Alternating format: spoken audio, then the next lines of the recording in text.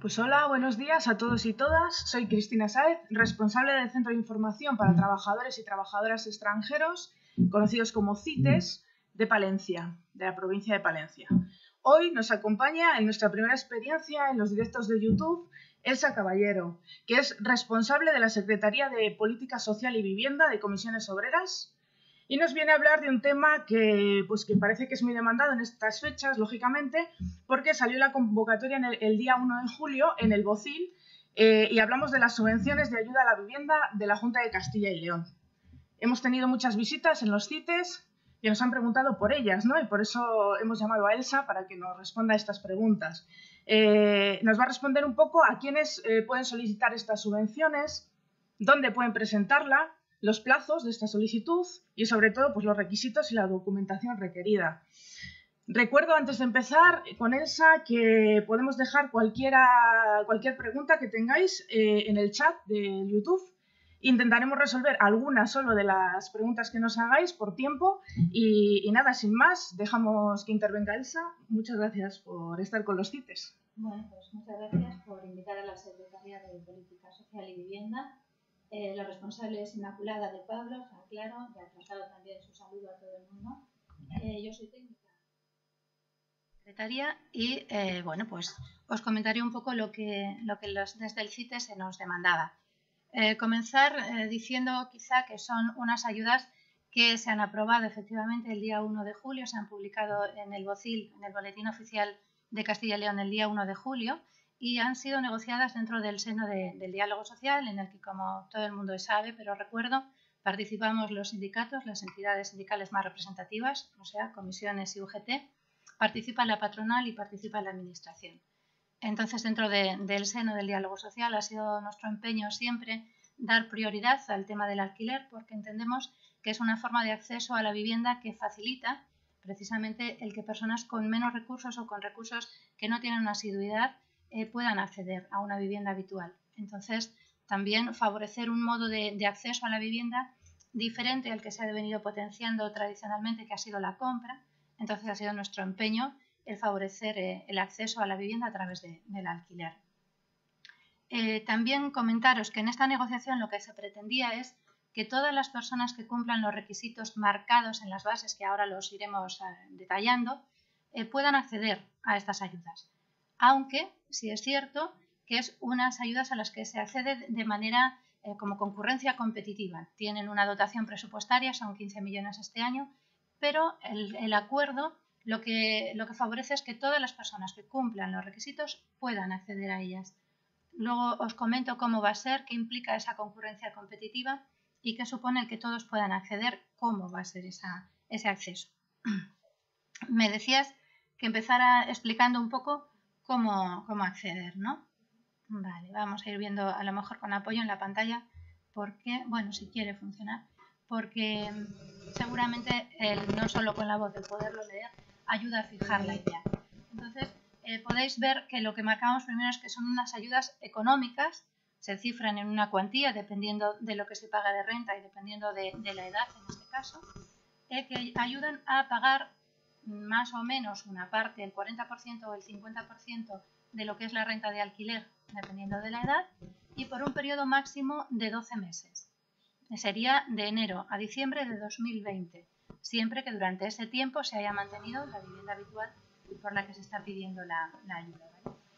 Como pongo en la pantalla, es finalista, quiere decir que la ayuda es obligado destinarla a este fin. Ese dinero que se recibe para el alquiler, para el pago del alquiler. Se recibe a posteriori. Quiero decir con esto que pedimos ahora, en este plazo marcado de este mes de julio, y las ayudas van a llegar después de todo el proceso de revisión de todas las solicitudes presentadas y por lo menos hasta el mes de enero próximo no se recibirán las ayudas, ¿vale? La cuantía. Como decía, cubre el 50% si la edad de las personas solicitantes está entre hasta los 35 años o bien a partir de los 65 años y cubrirá el 40% si está entre una edad comprendida entre los 35 y los 65 años, ¿vale? Se conceden, como decía, en concurrencia competitiva. Me explico con esto. Quiere decir que hay un plazo de tiempo, el mes de julio, para presentar las solicitudes. hay 6 meses de tiempo para estudiar todas esas solicitudes y se va a ir dando prioridad. Prioridad a aquellas personas que están en una situación de mayor necesidad, con menos recursos y con mayor número de personas dependientes a su cargo. Pueden ser menores, pueden ser personas dependientes, pero están a su cargo económicamente y se le va a ir dando prioridad. Cuando esos 15 millones de presupuesto que teníamos para este año se agotan, lo que va a hacer es se crea una bolsa, digamos, de personas que están en espera, siempre que están cumpliendo requisitos, insisto. Y posteriormente, cuando se hayan justificado las ayudas de las personas a las que se conceden, con el remanente de dinero que haya quedado, más otro dinero que se buscará de donde se tenga que buscar, se cubrirá a las personas que quedaron en espera. No sé si me estoy explicando, pero si hay alguna cosa que queda en duda de esto, pues luego lo aclaramos. Como decía, surgen del diálogo social y bueno, pues no me repito, se da prioridad al alquiler, etc. Vale, seguimos avanzando. ¿Quién puede solicitarlas? Pues básicamente podrán solicitar las personas mayores de edad que residan de manera habitual en la vivienda para la que solicitan la ayuda. No implica esto que tengas que residir los 12 meses en una misma vivienda. Puedes tener un cambio de vivienda, pero esa otra vivienda va a ser tu vivienda habitual, no es tu segunda vivienda, no es donde pasas los fines de semana ni donde vas en periodos vacacionales. Es tu vivienda habitual, aunque puedas haber cambiado durante el año en una vivienda en 2 o en 3, ¿vale? Tienes que estar empadronado en esa vivienda. El titular y las personas que forman la unidad de convivencia tienen que estar empadronadas en esa vivienda.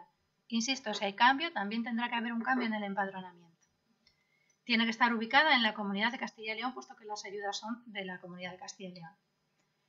Tiene que haber también otro requisito, que es que la renta que se paga de alquiler de esa vivienda no exceda los 300 euros en unos municipios o los 500. Hay esa horquilla que luego detallamos, la tenemos por aquí.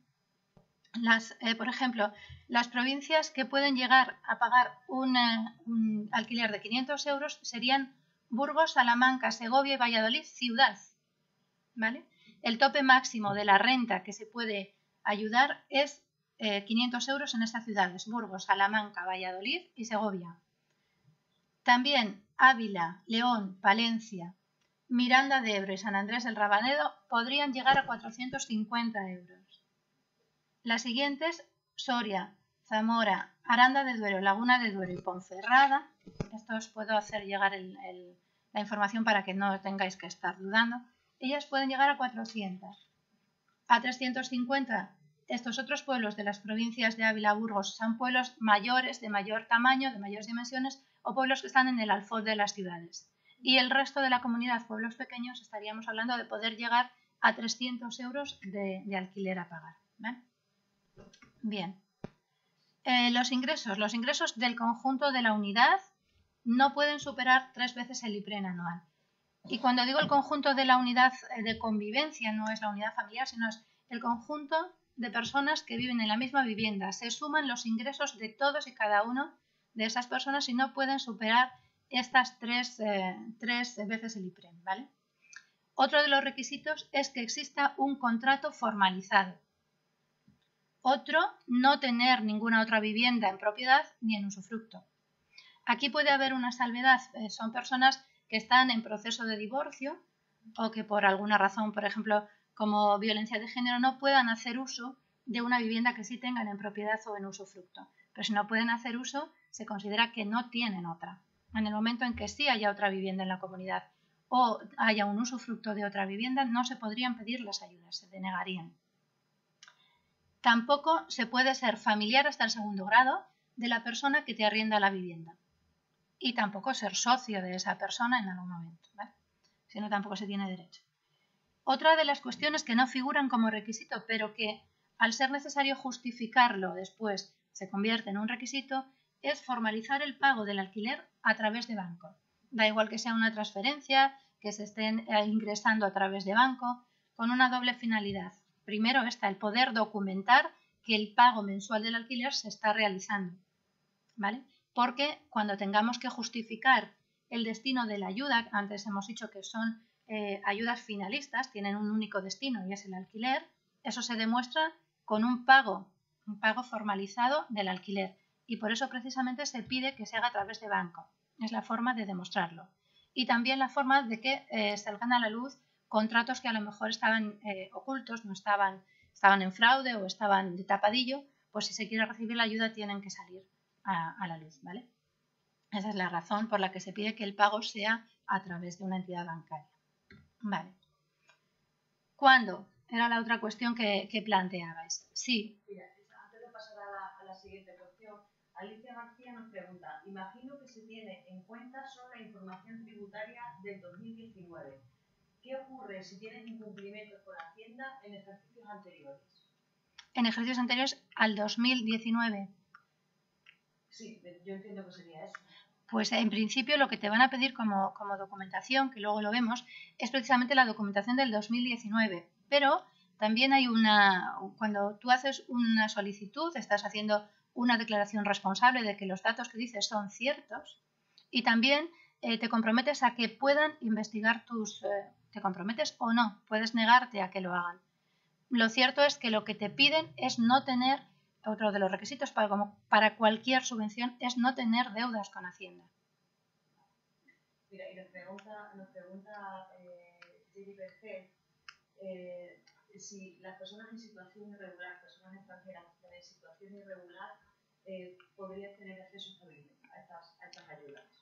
Desconozco al detalle la normativa de extranjería o de inmigración, pero en realidad entiendo que si te están pidiendo un empadronamiento, entiendo que si te están pidiendo un contrato, entiendo que si te están pidiendo una serie de documentaciones que certifican que tú vives aquí en la vivienda donde estás pidiendo, si no lo cumples, si no estás de manera legal, no vas a tener opción a unas subvenciones de la administración. Y yo creo que de aquí también puede ser la siguiente pregunta que nos hace Marilena Daboin, es ¿qué es un contrato formalizado? Un contrato formalizado es aquel que está por escrito, en el que figuran, se detalla cuál es la vivienda en la que se reside, en la que se detalla quién es el titular de ese contrato, a quién tienes que pagar, cuánto tienes que pagar, qué forma tienes de pago y se registra, ese contrato se registra, ¿vale? Una pregunta que le hago yo personalmente es si en esta ayuda viene reflejado en algún punto, en algún momento, por cualquier causa, que tenga prioridad en el acceso por tener una nacionalidad diferente a la española. Las personas que son extranjeras tienen por algún motivo, en algún momento, prioridad sobre una persona española para el acceso a estas ayudas. No, la prioridad no se determina por el país de origen, ni se determina por ninguna otra cuestión que no sea, hay una fórmula, que no sea ingresos y el que dependan de ti personas menores que dependan económicamente. Esas son la fórmula que se utiliza para poder establecer la prioridad.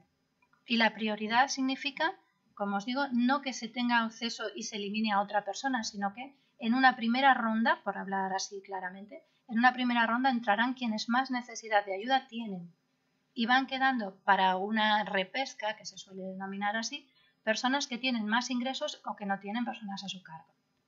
Que después se repesca, insisto, y el compromiso es llegar a todas las personas que cumplen requisitos y que justifican debidamente que han pagado el alquiler y que el destino de la ayuda precisamente va a ser esa, nada más. Sí, quería que quedara claro. Sí, está claro en la orden, no hay otro orden de prioridad que no sea ingresos y personas a cargo, nada más. Vale, estábamos viendo cuándo, o más bien vamos a entrar en cuándo. Bien, se publica, como hemos dicho, como ha apuntado ya Cristina, el día 1 de julio, entonces la propia orden determina que en el mes siguiente, a contar desde el día siguiente a la publicación en el boletín, es decir, desde el día 2 de julio, un mes hacia adelante.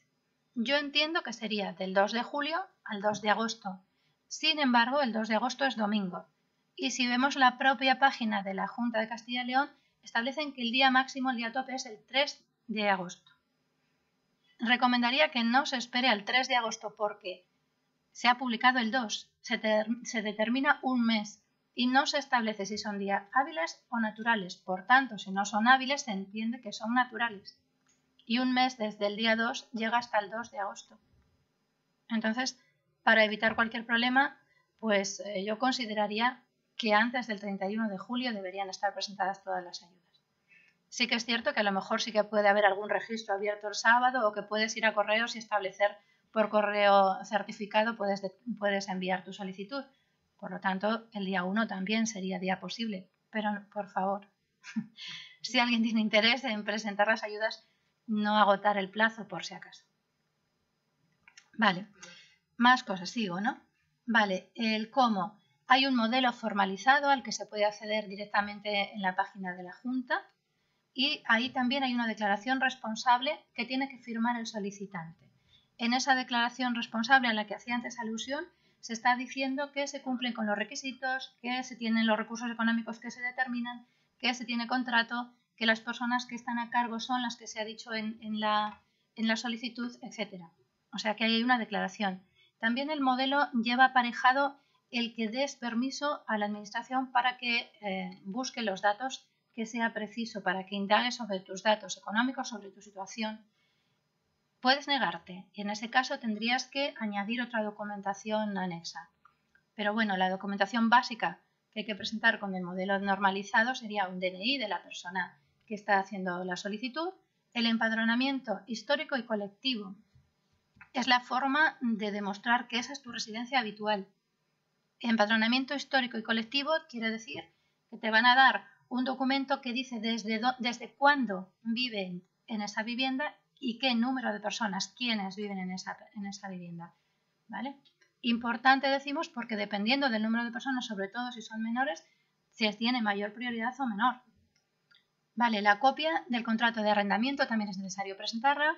La copia de la declaración del IRPF del año anterior, es decir, la que hemos hecho este año, que está detallando los ingresos del año anterior. Y si hay menores a cargo, se presentará el libro de familia. Si hay otros documentos que presentar en determinados casos concretos, por ejemplo, si se está en proceso de divorcio, como decíamos antes, o si hay una situación de violencia de género. Habrá que presentar o bien la documentación de estar en proceso de divorcio o bien pues, una denuncia de la situación que avale la situación de estar en situación de violencia de género.